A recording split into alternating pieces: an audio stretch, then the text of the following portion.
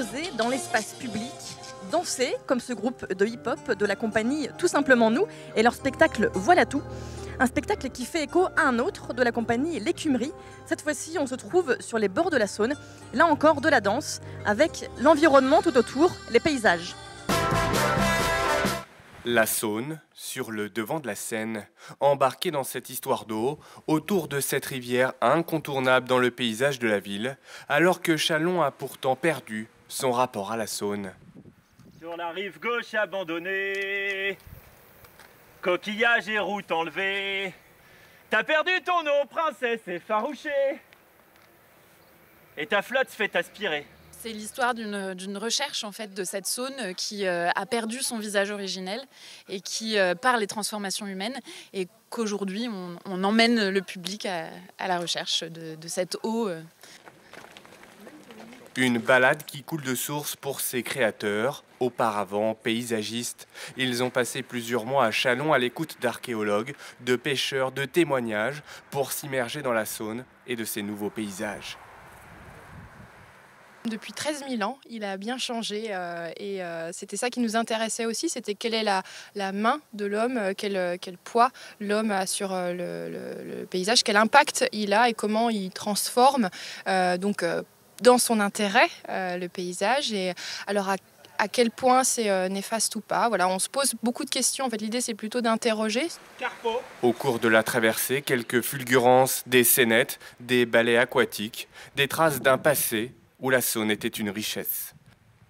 C'est vraiment une belle réflexion sur l'avenir aussi de ce paysage et de la Saône, en fait. Ouais, il y a un point de vue écologique surtout, en fait. Et c'est important. C'était magnifique. J'ai eu l'occasion de faire des visites avec le patrimoine et c'est vrai qu'ils retranscrivent l'historique de la Saône, mais d'une autre manière. Et ce côté théâtral est assez sympathique. Ouais. Si personne n'a osé se jeter à l'eau, tous regarderont la Saône différemment, en se demandant aussi dans 20 ans quel paysage elle dessinera à nouveau. Et vous, ce festival, vous le vivez comment? On a posé la question aux Chalonnais et on est allé voir notamment Charles-Élie Moreau, qui est tombé dedans quand il était tout petit.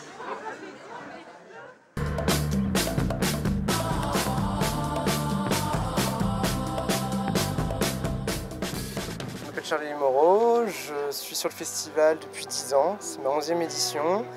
J'ai 27 ans et je baigne dedans depuis que je suis tout petit. Trail running, c'est une variante en fait, du parcours et des Yamakasi, donc, qui est plus orienté artistique que sportif, mais c'est malgré tout physique. Ça représente toute une vie finalement, puisque depuis tout petit je baigne dans le festival. J'ai quasiment grandi avec le festival.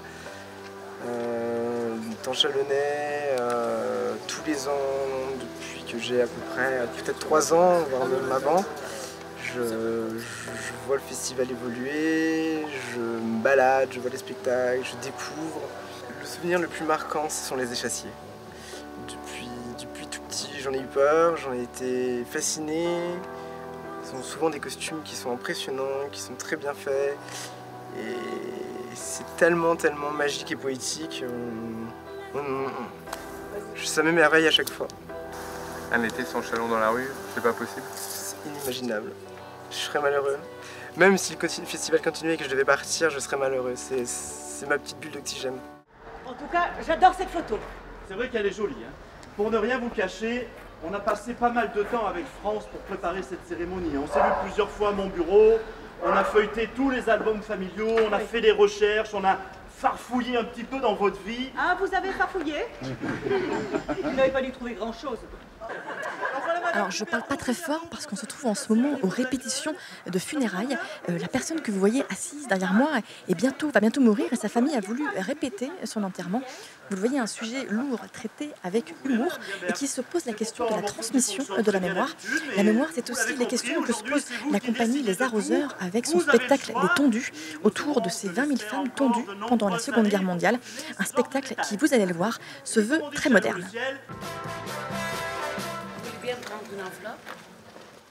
Avez-vous senti l'odeur des bombes enfant, puis celle du gâteau au chocolat, ou le contraire? Êtes-vous né du bon côté? Pour comprendre l'histoire des tondus pendant la Seconde Guerre mondiale, le public suit 3 histoires différentes. Une histoire ancienne? Pas sûr. Marc vient de recevoir une lettre de son père qui lui apprend que sa grand-mère a été tondue. Mes larmes ont coulé, hein. Ouais, c'est vraiment un spectacle. Parce que bon, j'en ai entendu parler des tondus. Moi, j'ai pas vécu cette période, puisque je suis de 1943, mais j'en ai entendu parler. Et j'avais ma meilleure amie, sa maman aurait dû être tondue. Et c'est vrai que...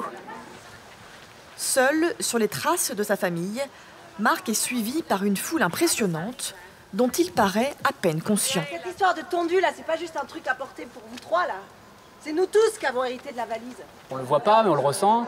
Il se passe des choses en plus, il se passe des choses. Il y a quand même une interaction qui se crée, même si, pour le coup, c'est vraiment le quatrième mur du théâtre. C'est-à-dire, on voit vraiment pas les gens, mais il y a quand même une interaction. On sent les souffles, on sent les respirations, on sent les rires, donc ça aussi, ça joue, on s'adapte. Pendant 2 heures, la foule déambule, comme une envie de se réapproprier l'espace public, celui qui a vu les femmes être tondues 70 ans plus tôt. Amoureuse, baiseuse, mère, putain, innocente, coupable, laide, belle, traître et courageuse.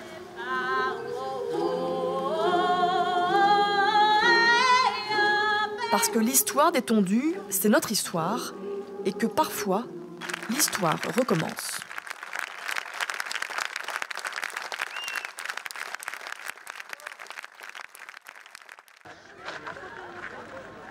Et voilà, c'est fini pour aujourd'hui. On vous en laisse pour les jours à venir. Vous voyez, moi je prends un peu de temps. Je suis au Jardin des Kids avec la compagnie Nomad & Co et les peintres nomades. Ils sont là jusqu'à dimanche.